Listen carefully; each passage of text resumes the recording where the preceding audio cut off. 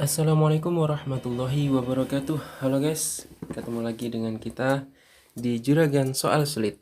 Oke, jadi kali ini kita akan membahas tentang sistem rem pada sepeda motor. Dengan saya Dadang Wiono akan membahas tentang soal-soal berikut ini. Yang pertama adalah soal pilihan ganda yang mempunyai 5 opsi pilihan A sampai E. Oke, langsung saja ke soal yang nomor 1. Salah satu fungsi dari sistem rem pada sepeda motor adalah A. Untuk memungkinkan kendaraan mundur, B.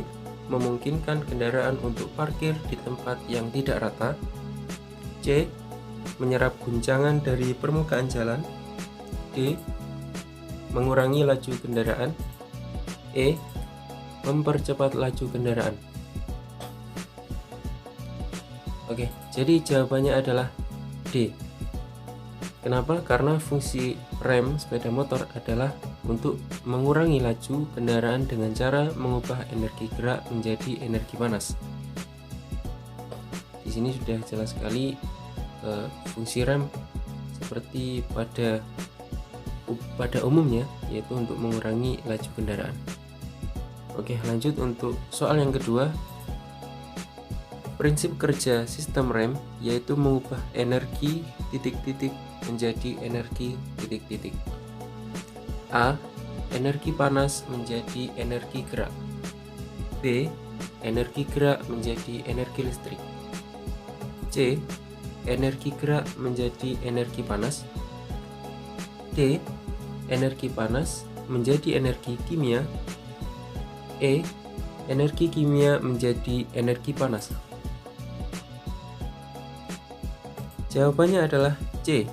Karena prinsip kerja rem pada dasarnya adalah mengubah energi gerak menjadi energi panas dengan cara memanfaatkan gaya gesek antara kampas dengan cakram atau dengan tromol. Jika terjadi gesekan antara kampas dengan cakram atau tromol, maka akan menimbulkan panas. Disitulah rem bekerja untuk mengurangi laju kendaraan. Jadi, jawabannya adalah C. Lanjut untuk soal yang ketiga. Di bawah ini merupakan komponen-komponen rem tromol, kecuali A. Tromol, B. Silinder roda, C. Master silinder, D. Kanvas rem, E. Pad rem. Jawabannya adalah C, yaitu master silinder. Karena pada rem tromol tidak terdapat master silinder, karena prinsip kerjanya adalah dengan menggunakan kawat mekanik, maka tidak diperlukan master silinder seperti halnya rem cakram yang menggunakan hidrolik. Oke, sampai sini paham ya? Lanjut untuk soal yang keempat. Nah, perhatikan gambar di samping. Gambar di samping ini adalah merupakan komponen A. Silinder roda, B. Kanvas rem, C. Master silinder, D. Backing plate, E. Brake shoe. Jawabannya adalah C, yaitu master silinder. Ini ya. Karena gambar di atas adalah gambar master silinder, ditandai dengan adanya piston sebagai pendorong fluida, return spring sebagai pengembali piston, dan tangki fluida atau reservoir tank sebagai media tempat minyak rem. Nah, seperti ini. Ini ada pistonnya. Ini ada pistonnya. Ini ada tangki minyak rem atau reservoir tank.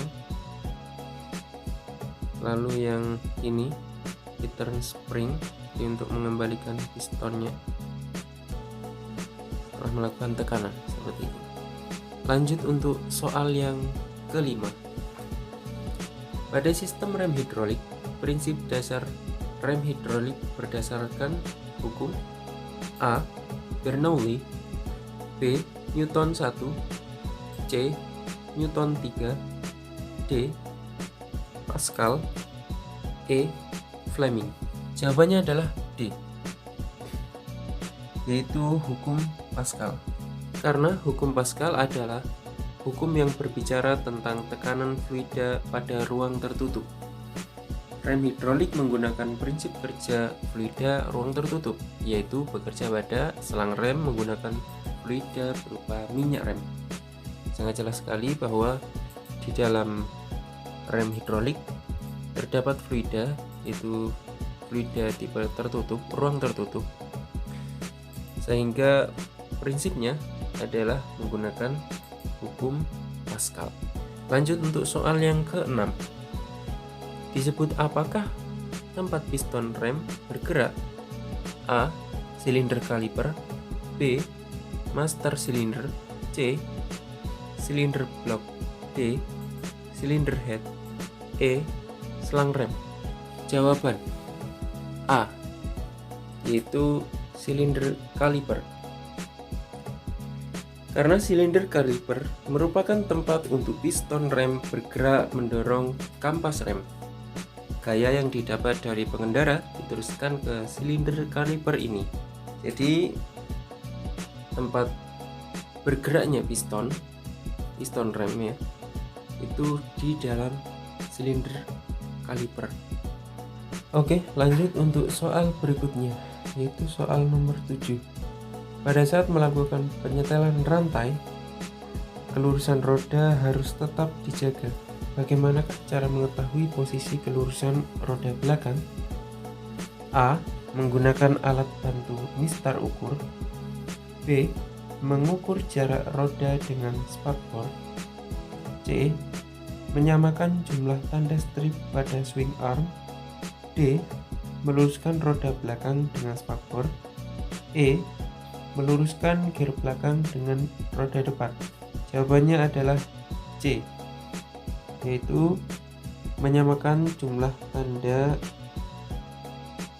strip pada swing arm. Karena tanda strip pada swing arm menunjukkan kelurusan pada roda. Karena untuk menandai bila roda lurus atau tidak adalah melalui swing arm, bukan dari spakbor, karena spakbor tidak selalu presisi. Nah, di sini bisa kita ketahui setelah membongkar bagian rem belakang, biasanya kita akan melakukan penyetelan rantai untuk menyetel kelurusan roda belakang menggunakan menyamakan jumlah tanda strip pada swing arm. Oke, sampai sini paham. Lanjut untuk soal berikutnya. Sistem rem dengan teknologi pengereman dua roda sekaligus hanya dengan menarik satu handle rem belakang saja, yaitu A. ABS, B. DBS, C. EBS, D. CBS, atau E. XMX. Jawabannya adalah ya benar, D, yaitu CBS. Sistem rem yang memungkinkan hanya menarik satu handle rem dan bekerja pada kedua rem, yaitu depan dan belakang, adalah CBS. Ini kepanjangan dari Combi Brake System, di mana terdapat teknologi yang berguna untuk menghubungkan antara rem depan dan belakang sehingga bekerja secara bersamaan. Oke, lanjut untuk soal yang ke-9. Kepanjangan dari sistem ABS adalah A. Anti-busa system, B. Angle post system, C. Air brake system, D. Anti-theft brake shoe, E. Anti-lock brake system. Jawabannya adalah E, yaitu anti-lock brake system. ABS adalah kepanjangan dari anti-lock brake system, yaitu teknologi di mana memungkinkan pengereman tidak langsung terkunci atau tidak lock ketika pengereman secara mendadak atau panic braking. Tujuan dari teknologi ini adalah memberikan traksi roda terhadap jalan dengan baik agar tidak menjadi slip. ABS itu adalah singkatan dari anti-lock braking system. Lanjut untuk soal yang ke-10. Apa akibatnya jika pengereman dilakukan secara tiba-tiba sehingga roda slip pada permukaan jalan? A. Kendaraan cepat berhenti. B. Oli rem cepat habis. C. Kendaraan sulit dikendalikan. D. Kanvas terbakar. E. Pegas rem patah. Jawabannya adalah C, yaitu kendaraan sulit dikendalikan. Ketika mengerem secara mendadak dan terjadi slip, maka kendaraan akan sulit dikendalikan karena traksi atau grip roda terhadap jalan tidak ada, sehingga roda terasa liar atau tidak terkendali. Kondisi seperti ini sangatlah berbahaya, terutama saat jalanan basah atau licin. Maka potensi untuk terjadi kecelakaan sangatlah besar. Oke, sudah jelas ya. Lanjut untuk soal yang ke-11. Pada sepeda motor yang memungkinkan rem jenis double disc brake, diameter cakram roda depan lebih besar daripada cakram roda belakang.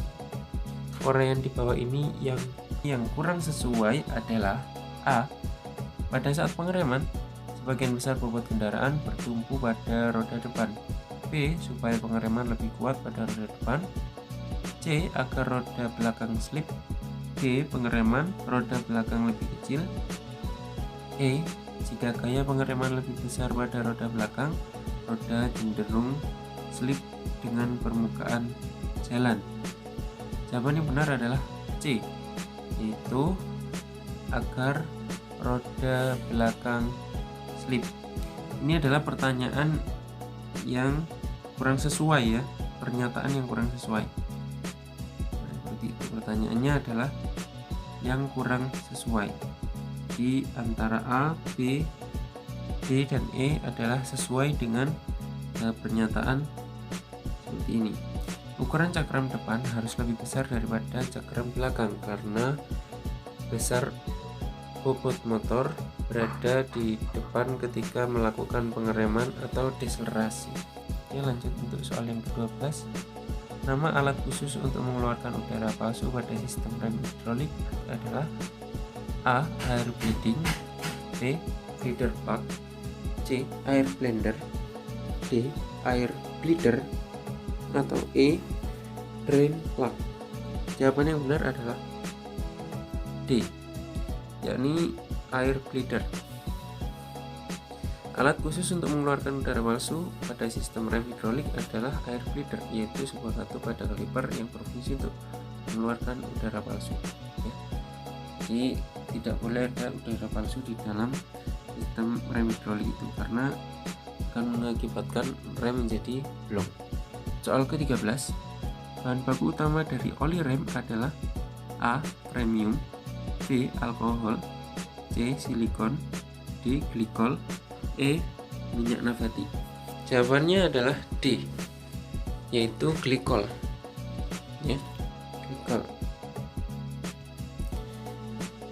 Kandungan minyak rem yang sering digunakan biasanya adalah polialkalin glikol ether. Bahan yang digunakan sebagai bahan dasar minyak rem ini serupa dengan bahan anti beku pada radiator bulan, etilen glikol. Bahan ini termasuk bahan beracun dan membutuhkan waktu ratusan tahun untuk alam mengurainya. Soal ke-14. Alat yang paling tepat untuk melakukan pengukuran ketebalan piringan cakram adalah A. Dial bore gauge. B. Mikrometer. C. Dial indikator. D. Jangka sorong. E. V-block. Jawabannya adalah B, yaitu mikrometer. Alat yang paling tepat untuk mengukur ketebalan piringan cakram adalah mikrometer karena memiliki tingkat ketelitian yang sangat tinggi sehingga memungkinkan untuk mengetahui secara persis ketebalan dari piringan cakram dan keausannya. Karena jika mengukur dial indikator gauge ini tidak bisa digunakan untuk mengukur ketebalan dari si piringan cakram ini. Begitu juga dengan dial indikator, ini tidak bisa untuk mengukur ketebalan. Jangka sorong bisa, tapi tidak terlalu teliti, telitiannya kurang, apalagi dengan V-block. Untuk soal ke-15, pada rem tromol, pengereman terjadi karena adanya gesekan antara titik-titik dengan titik-titik. A. Tromol dengan lengan bungkit. B. Tromol dengan poros bungkit. C. Kanvas rem dengan tromol. D. Sepatu rem dengan kanvas rem. E. Kanvas rem dengan bekas pengembali. Jawabannya adalah C. Jelas ya? Kanvas rem dengan tromol. Kanvas rem dan tromol terjadi gesekan sehingga menimbulkan gaya gesek yang menyebabkan putaran roda berkurang sehingga laju kendaraan berkurang juga. Di sini sangat jelas sekali bahwa komponen utama dalam sistem rem tromol adalah kanvas rem dengan tromol itu sendiri yang kemudian akan bergesekan. Lanjut untuk soal ke-16. Nah, ini adalah gambar dari mikrometer, pengukuran menggunakan mikrometer. Hitunglah tebal sebuah dispet yang akan diukur dengan mikrometer sekrup seperti ditunjukkan gambar ini adalah A 4,28 mm, B 4,27 mm, C 4,78 mm, D 5,28 mm, E 5,78 mm. Jawabannya adalah C, yaitu 4,78 mm. Ini diperoleh dari skala utama ditambah skala nonius. Skala utamanya 4,50 mm dan skala noniusnya 0,28. Nah, dari mana kita dapat angka ini? Kita mundur sejenak. Di sini bisa dilihat bahwa angka di sini ini mulai dari 0,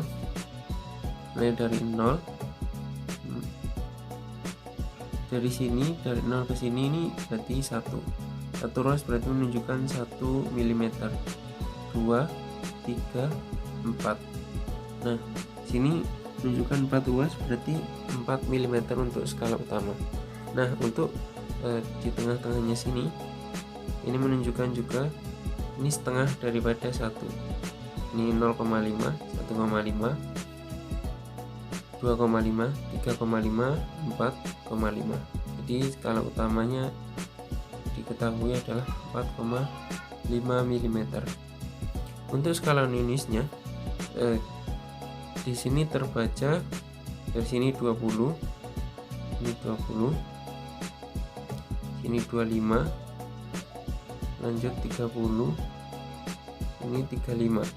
Nah, di tengahnya sini 25, satu ruasnya adalah 1, 25, 26, 27, 28. 28 ini dikali dengan 0 ketelitiannya yaitu 0,01 mm. Hasilnya adalah seperti ini. 4,5 ditambah 0,28 mm sama dengan 4,78 mm. Oke, sampai sini paham ya? Oke, kita lanjut untuk soal berikutnya, yaitu soal nomor 17. Seorang remaja dapat melakukan pengukuran tebal kanvas rem menggunakan mikrometer sekrup terlihat seperti gambar di bawah ini. Berapakah hasil pengukurannya? A 4,44 mm, B 7,44 mm, C 6,54 mm, D 6,94 mm, E 6,49 mm. Jawabannya adalah D, yaitu 6,94 mm. Hasil pengukuran di bawah ini. Skala tetap 1 kali 6,5 mm, itu skala utamanya.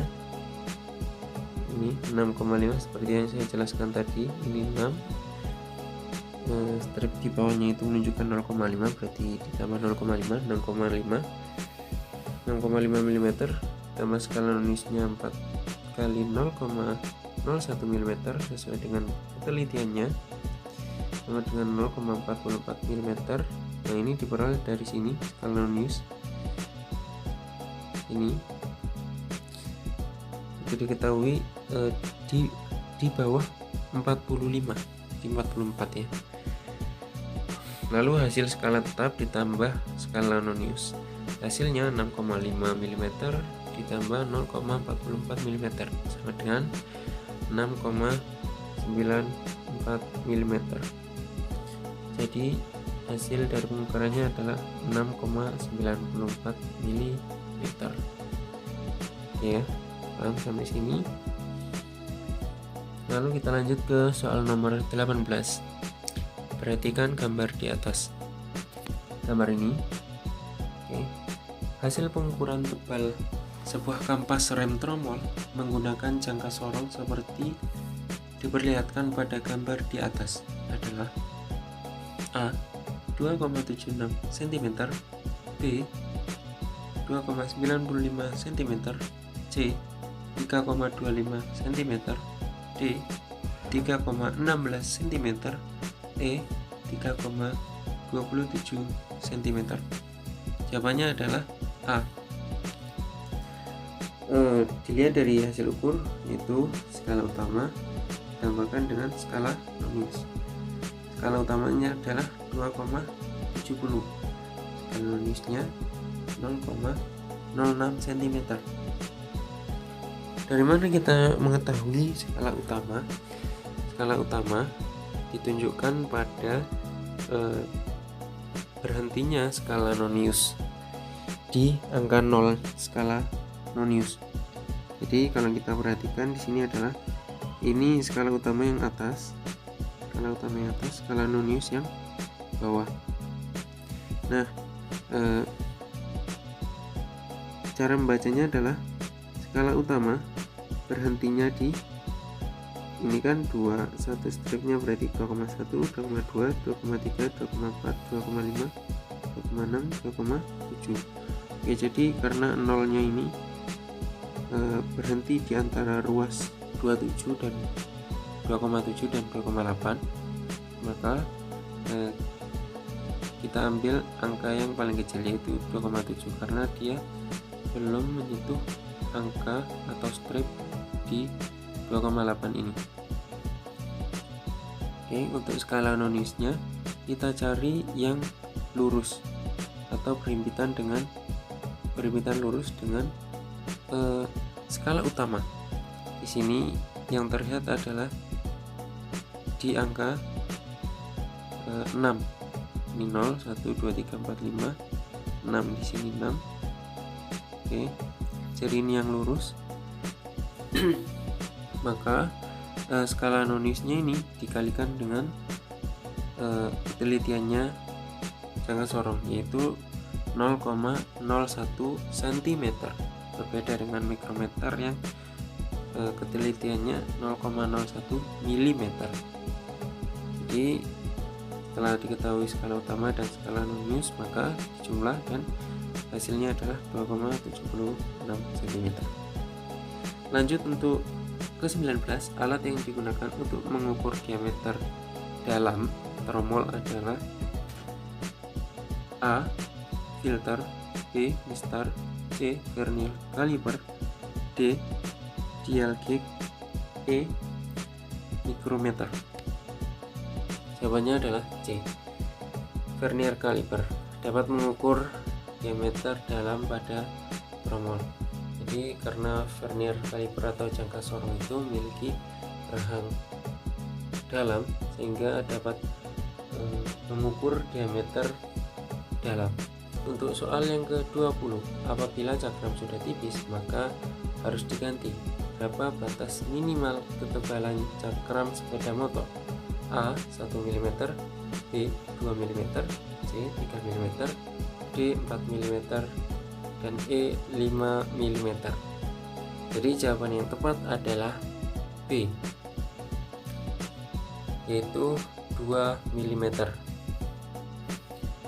Karena batas minimum ketebalan cakram adalah 2 mm, karena pada umumnya ketebalan standar cakram adalah 2,5 mm, maka jika berkurang 0,5 mm cakram harus segera diganti.